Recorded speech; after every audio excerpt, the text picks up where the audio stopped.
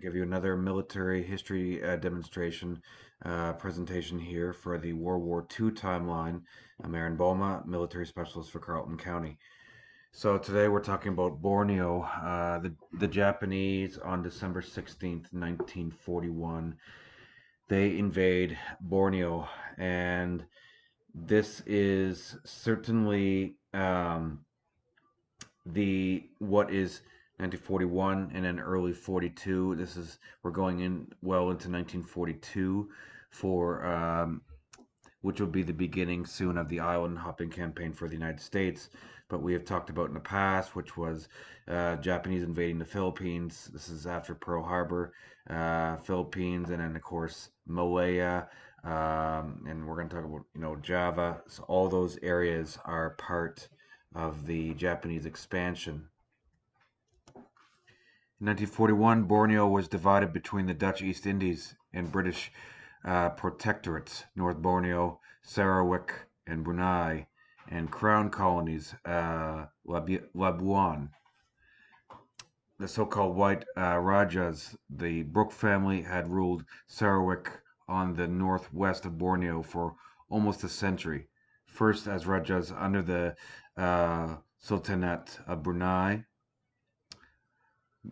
and by then tiny but once powerful state entirely enclosed within the borders of Sarawak, and from 1888 as a protectorate of the British Empire.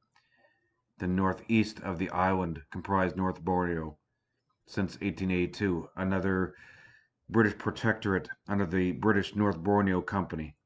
Offshore lay the small British Crown colony of Labuan.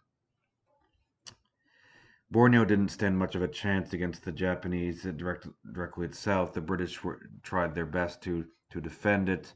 It didn't take long before the Japanese had taken it over. So the rest of the island, collectively known as Kalimantan, was under Dutch control, part of the Dutch East Indies. The Netherlands were invaded by Nazi Germany in 1940. However, Free Dutch forces, mainly the Royal Netherlands Navy and the 85,000 strong Royal Netherlands East Indies Army, KNIL, KNIL, including a small air service, fought on, spread throughout the Dutch East Indies, and by December 1941, under an embryonic and somewhat chaotic joint Allied command, which became the short-lived American, British, Dutch, Australian Command, ABDACOM. The Tripartite Pact between the three Axis powers of Germany, Japan, and Italy guaranteed mutual support, and this paid off for Japan in July 1941 when the Nazis forced Vichy France to secede French Indochina, now modern Vietnam, Laos, and Cambodia, to Japan. This gave Japan land access to the Chinese mainland, where he had long been engaged in military intervention and since 1937 had been fighting a full-on war of invasion against the temporarily allied forces of the Kuomintang and the Communist Party of China. It also gave Imperial Japan a seaboard facing Sarawak and North Borneo across the China Sea. Japan turned its eyes from the war in China and towards strategic targets in the Pacific and the Dutch East Indies. In December that year, Japan struck out against U.S. possessions in Hawaii and the Philippines, declaring war on the U.S. and finally precipitating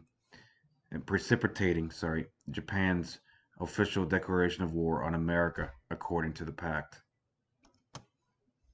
With its rich petroleum exploitation capacity, for instance at Tarakan, Balikpapan, Banjarmasin, Borneo was a prime target for Japan, and a very poorly guarded one. Chronically short of natural resources, Japan needed an assured supply of fuel in order to flex its muscles and achieve its long-term goal of becoming the major power in the Pacific region. Borneo also stood on the main sea routes between Java, Sumatra, Malaya, and Celebes. Control of these routes were vital to securing the territory. You can see here, you see North Borneo, the top, Brunei, Sarawak, and the rest of Indonesia. The main objectives were the oil fields at Miri in Sarawak region and Saria in Brunei. The oil was refined at Lutong near Miri. Despite rich oil supplies, the Sarawak region had no air or sea forces to defend it. Only in late 1940 did Air Chief Marshal Sir Robert Brooke Popham order the 2nd Battalion, 15th Punjab Regiment a heavy 6-inch 150mm gun battery from the Hong Kong-Singapore Royal Artillery and a detachment of the 35th Fortress Company Royal Engineers to be positioned at Kuching. They numbered about 1,050 men.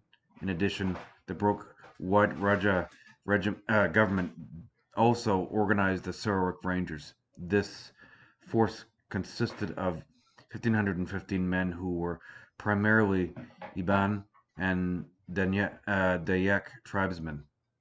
Altogether, these forces were commanded by British Lieutenant Colonel C. M. Lane and was known as SAR-4, Sarawak Force.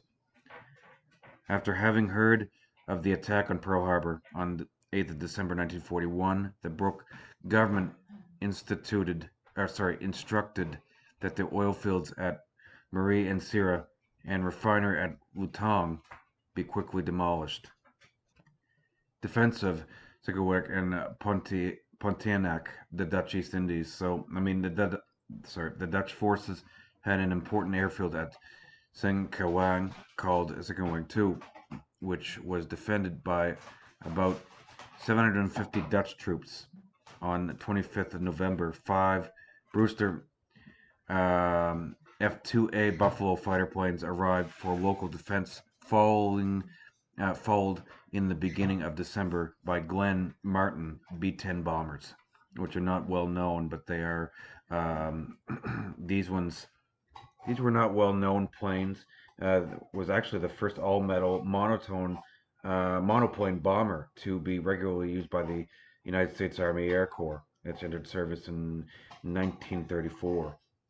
The Dutch Naval Aviation Group, GVT-1, with 3 Dornier Do 24K flying boats, was located in Pontianak along with the K-Nil garrison, commanded by Lieutenant Colonel Dominicus Mars, numbering approximately 500 men.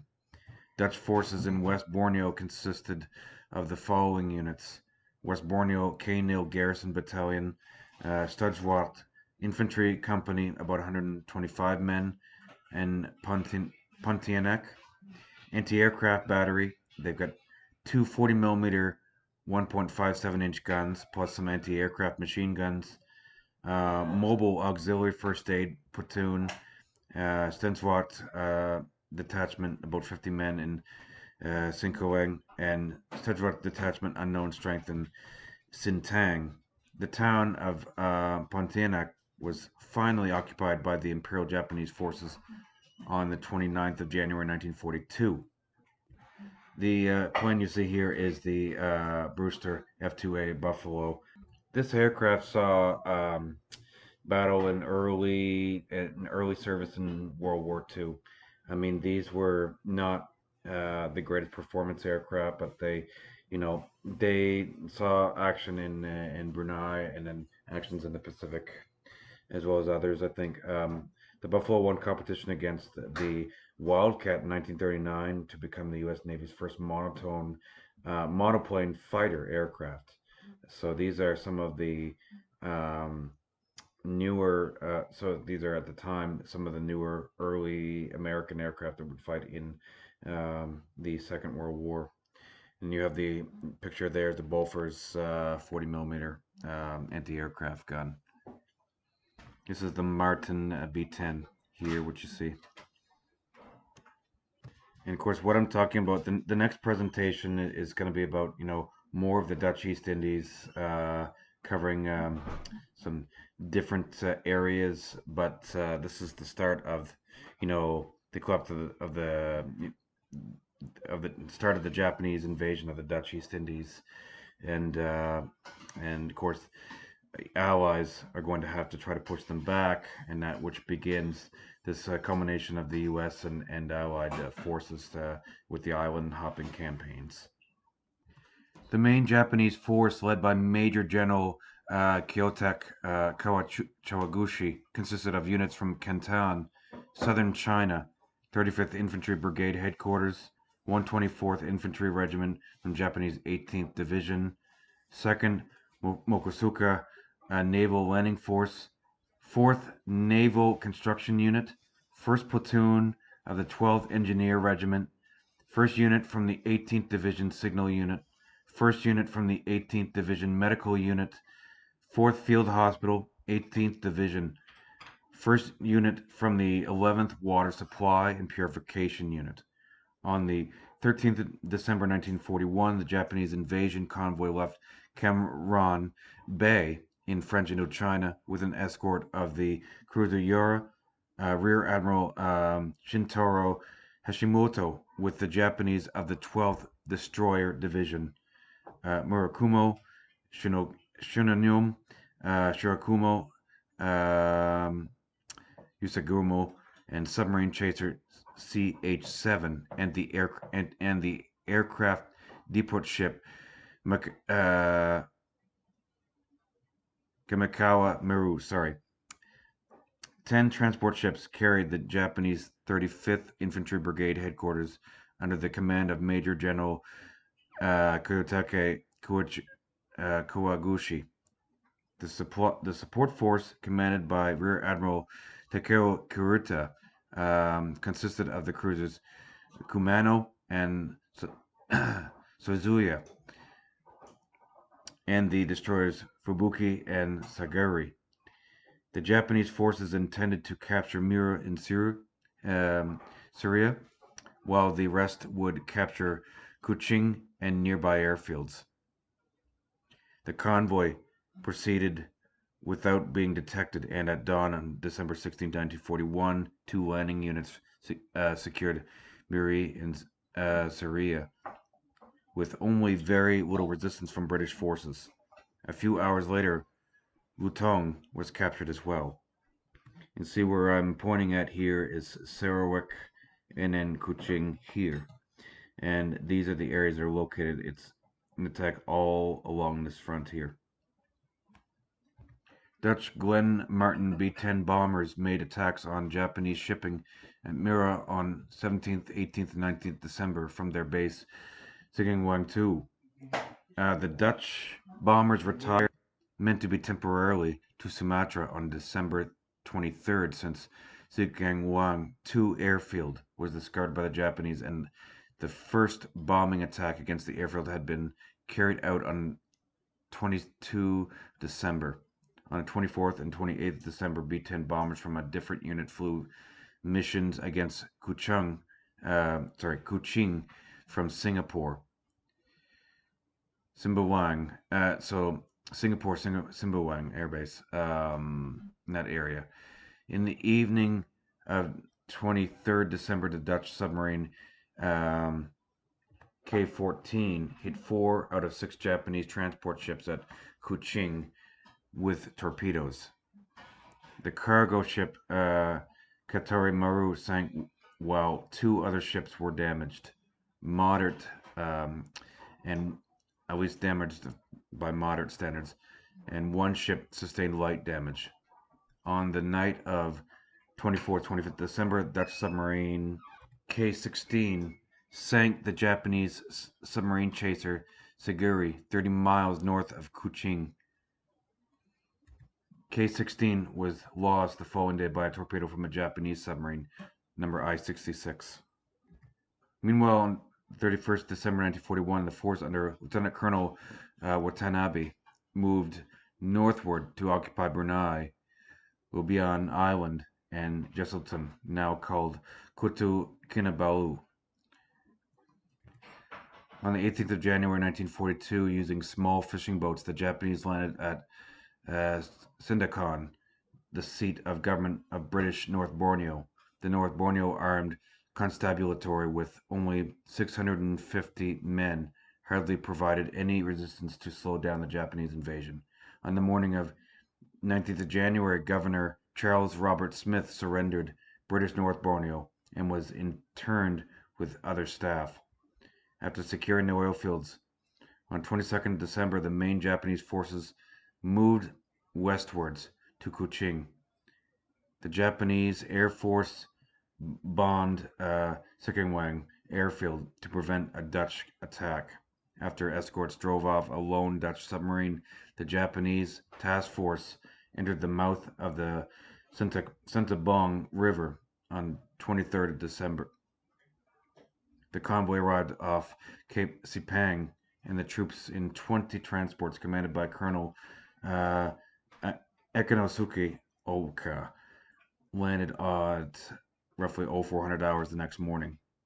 Although 2nd Battalion, 15th Punjab Regiment resisted the attack, they were soon outnumbered and retreated up the river. By the afternoon, Kuching was in Japanese hands. You can see here, ladies and gentlemen, that from North Brunei, 17th of January, and pushing down um, along this line here from all the way from December 23rd, and then January 17th, and then February, um, all along this line from even 19th to 20th of February, how quickly the Japanese spread down and through in the Netherlands, East Indies, Celebes, Borneo, Sarawak, all of those areas taken in East Timor, and then with the carrier strike February 19th around Darwin, and that's in Australia. So these are the Japanese attacks along the Malay Barrier from the December 23rd, 1941 to February 21st, 1942. And that's over a 900-mile radius. At about 1640 on 25th December, Japanese troops successfully captured Kuching Airfield. The Punjab regiment retreated through the jungle to the Sinking-Wang area. After Sinking-Wang was secured, as well on December 29th, the rest of the British and Dutch troops retreated further into the jungle southward, trying to reach Sempit and Penkelben, where a Dutch airfield at Kutawaringen was located. South and central Kalimantan were taken by the Japanese Navy, following attacks from east to and west. After 10 weeks in the jungle-covered mountains, Allied troops surrendered completely on the 1st of April, 1942. And that's the first part of this, talking about the Dutch East Indies. Thank you, ladies and gentlemen. I'm Aaron Boma, military specialist for Carleton County.